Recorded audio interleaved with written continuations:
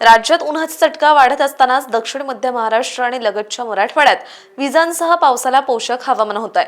आज 10 एप्रिल रोजी कोकणात उष्ण व दमट हवामानाचा अंदाज असल्याने सतर्कतेचा इशारा म्हणजेच येलो अलर्ट हवामान विभागाने दिलाय। उर्वरित राज्यात उन्हाचा चटका आणि उकाडा वाढणार आहे।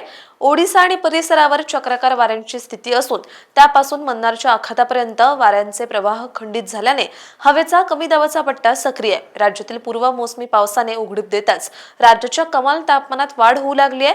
दुपारच्या वेळी घराबाहेर पडणं असह्य होत असतानाच सायंकाळनंतर काहीसा थंडावा असं चित्र कायम आहे। गुरुवारी म्हणजेच काल 9 एप्रिल रोजी वाशिम आणि अकोला येथे राज्यातील उच्चांकी 38.4 अंश सेल्सिअस तापमानाची नोंद झाली।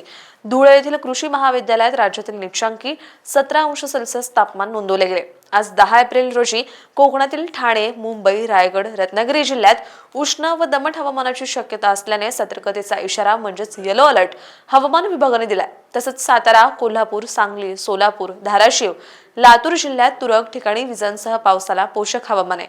उर्वरित राज्यात उन्हाचा चटका आणि उकाडा वाढण्याची शक्यता आहे।